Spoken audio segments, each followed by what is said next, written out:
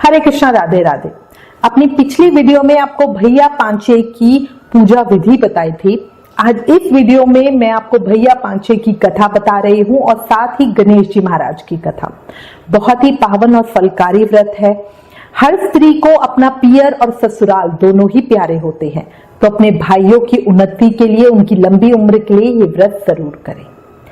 शुरू करते हैं भैया पांचे की कथा। एक समय एक गांव में एक राजा था जिसके 7 बहू और 7 बेटे थे। 6 बहुओं का पियर था, पर जो बड़ी बहू थी उसका कोई पियर नहीं था। भैया पंचमी का दिन था। 6 बहुएं सुबह सुबह कुएं पे पानी भरने गई। सबको काम निपटाकर भैया पांचे की धोख मारने जाना था। वहां पर कुएं पर ही किसी पड़ोसन ने उनसे पूछ लिया, तुम्हारी जेठानी क्यों नहीं आई? तो उन्होंने ताना मारते हुए कहा, वो तो घर पर ही चरखा काट रही है, उन्हें क्या पता भैया पांचे क्या होती है। उनका तो ना कोई भाई है ना कोई पियर है। ये सारी बातें एक सांप सुन रहा था। उनकी जेठानी ने एक बार उस सांप की जान बचाई थी, तो सांप इस चीज से बहुत ज्यादा प्रफुल्लित था। वो सांप उन बहुओं के पीछे पीछे चल पड़ा और घर पहुंचकर उसने मानव शरीर धारण कर लिया। उसने दरवाजा खटखटाया और 7वीं बहू ने, जो उनकी जेठानी थी, उसने दरवाजा खोला तो वो बोला, बहन राम राम। वो बोली, मेरा तो कोई भाई नहीं है, तुम कहां से आए हो? भाई बोला, बहन मैं तुम्हारी शादी के बाद हुआ था, इसलिए तुम मुझे नहीं जानती। अब अपने भाई को देखकर वो बहुत खुश हो गई। फटाफट अपनी पड़ोसन के पास गई और पूछा, मेरा भाई आया है, मैं क्या करूं? पड़ोसन उससे जलती थी, तो उसने कहा, तेल से चूल्हा लीप ले, घी में चावल चढ़ा दे। अब उसने ऐसे ही किया, ना चूल्हा सूखा ना चावल गले। जब उसकी सास ने देखा तो सास बोली, बहू समझदार होती तो मिट्टी से चूल्हा लीपती और पानी में चावल बनाती, भाई की थाली में जितना चाहे उतना घी देती। अब उसने सास की बात सुनी तो उसे अपनी गलती समझ में आ गई। उसने ऐसा ही किया तो चूल्हा सूख गया, चावल गल गए। अब उसने भाई को खूब घी बुरा डालकर चावल खिलाए। फिर भाई बोला, बहन मैं तुझे लेने आया हूँ, तुझे मिलके घर पर सब बहुत खुश होंगे। बहू ने सास से जाने की आज्ञा मानी तो उसने बड़ी खुशी खुशी हाँ कर दी। वो भाई के साथ चल दी। रास्ते में भाई ने अपना सब सच उसे बता दिया और कहा, जब हम घर पहुंचेंगे तो मैं अपने असली रूप में आ जाऊंगा, तुम डरना मत और मेरी पूंछ पकड़कर बांबीर के अंदर आ जाना। उसने ऐसे ही किया और घर जाकर भाई ने अपनी माँ, पत्नी और बच्चों से उसको मिलवाया और बताया कि ये मेरी मुंह बोली बहन है। सब बहुत खुश हो गए। भाभी बोली, मेरी ननंद आ गई, माँ बोली, मेरी बेटी आ गई, बच्चे बोले, हमारी बुआ आ गई, और उसका खूब स्वागत सत्कार किया। अब जो सर्प माँ थी वो रोज सर्प बच्चों को घंटी बजाकर बुलाती थी और फिर दूध पिलाती थी। अब जो वो लड़की थी, जो बहू थी, वो रोज देखती थी। एक दिन उसने माँ से कहा, आज मैं सबको दूध पिलाऊंगी। माँ ने बताया, जब दूध ठंडा हो जाए तभी घंटी बजाना। लेकिन उसने गलती से गर्म दूध पर ही घंटी बजा दी।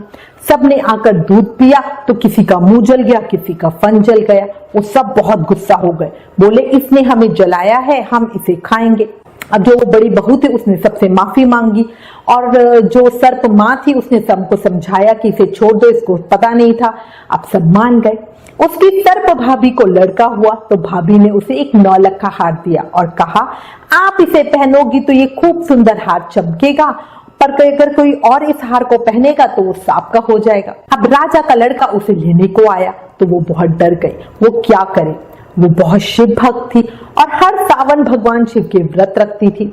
उसने भगवान शिव से प्रार्थना की, भगवान यहाँ बाबी की जगह महल चौबारे बना दो। भगवान का ऐसा चमत्कार हुआ, वहां महल चौबारे बन गए। वो 2.5 दिन वहां रहे। फिर राजा का लड़का तीसरे दिन वापस चलने के लिए बोला। माँ और भाई ने उन्हें बहुत सा धन देके, हाथी घोड़े देकर विदा किया, किंतु जाते समय राजा का लड़का अपनी धोती वहीं पर भूल गया।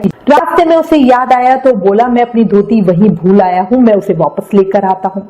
अब उस स्त्री ने बहुत मना किया और कहा, हमें कितना कुछ तो दिया है।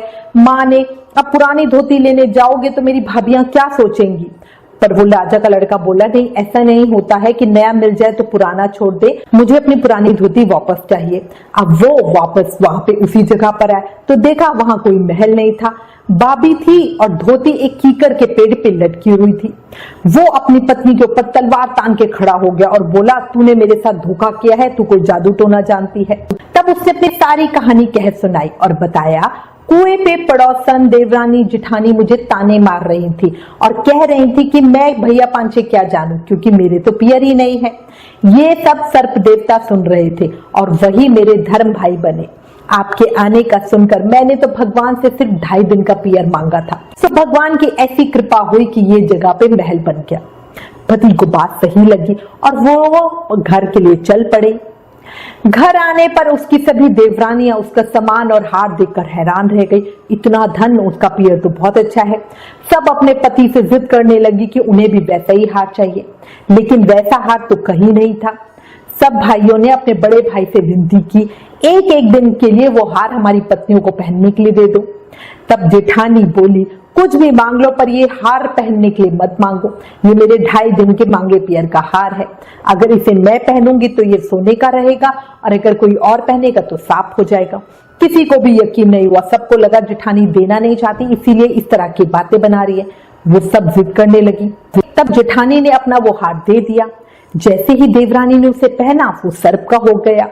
तब वह बोली, मैंने तो पहले ही बता दिया था, ये मेरे 2.5 दिन के मांगे पियर का हार है। उसने अपनी पूरी 2.5 दिन के पियर की कहानी बताई। उसकी देवरानियां बोली, क्या सच में भैया पंचमी का इतना सत है? तब राजा ने नगर में ढिंडोरा पिटवा दिया कि लगते सावन की पंचमी को सब कोई विधि विधान से भैया पांचे मनाए। सभी देवी देवताओं से विनती है, इस कहानी को कहते सुनते हुकारा भरते सब पर अपनी कृपा बनाए रखना। पियर ससुराल सब में बनाए रखना। जैसे जेठानी पर कृपा करी, ऐसे कहते सुनते हुकारा भरते सब पर कृपा करना। बोलो भैया पांचे की जय। अब हम विनायक जी की कथा सुनाते हैं। एक गांव में एक माँ और बेटा रहा करते थे। एक दिन बेटे ने कहा, माँ मैं विनायक जी से मिलने जा रहा हूं और उनसे मिलकर ही वापस आऊंगा। अब माँ ने बहुत मना भी किया पर बेटा नहीं माना। अब वो चल पड़ा। चलते चलते चलते वो बहुत दूर एक उजाड़ जंगल में निकल गया। उसे देखकर विनायक जी को दया आ गई। विनायक जी ने सोचा, ये मुझसे मिलने के लिए निकला है, इतने घने जंगल में इसके साथ कुछ अनिष्ट ना हो जाए। अब यही सोचकर वो एक बूढ़े ब्राह्मण का वेश धरकर उस लड़के के सामने आ गए और बोले, बेटा तू इतने घने जंगल में यहाँ अकेला क्या कर रहा है? लड़का बोला, मैं विनायक जी से मिलने जा रहा हूँ। ये सुनकर विनायक जी अपने असली रूप में उसके सामने आकर खड़े हो गए और उसे दर्शन दिए। अब वो लड़का बहुत खुश हो गया। विनायक जी ने कहा, जो भी चाहिए मांग लो, पर मांगना एक ही बार। अब ये सुनकर लड़का सोच में पड़ गया और कुछ देर बाद बोला, अन्न हो, धन हो, हाथी की सवारी हो, महल में गुलाब से सुंदर एक नारी हो। उसकी चतुराई देखकर विनायक भगवान प्रसन्न हो गए और बोले, तूने तो एक ही बार में सब कुछ मांग लिया, घर जा, सब कुछ वैसा ही होगा, तथास्तु। और कह के विनायक जी अंतर्ध्यान हो गए। अब लड़का खुशी खुशी अपने घर पहुंचा तो सब कुछ वैसा ही था जैसा उसने मांगा था। उसने अपनी माँ से कहा, देखा विनायक जी ने हमें कितना धन और संपन्नता दे दी। हे विनायक जी महाराज, इस कहानी को कहते सुनते हुकारा भरते सब पे अपनी कृपा बरसाए रखना। जैसे आपने उस लड़के की सुनी वैसी सबकी सुनना और जैसे उसको दिया वैसे हम सबको देखना। हमारे पूरे परिवार की मनोकामना पूरी करना। बोलो गणेश जी महाराज की जय। भैया पंचमी की जय।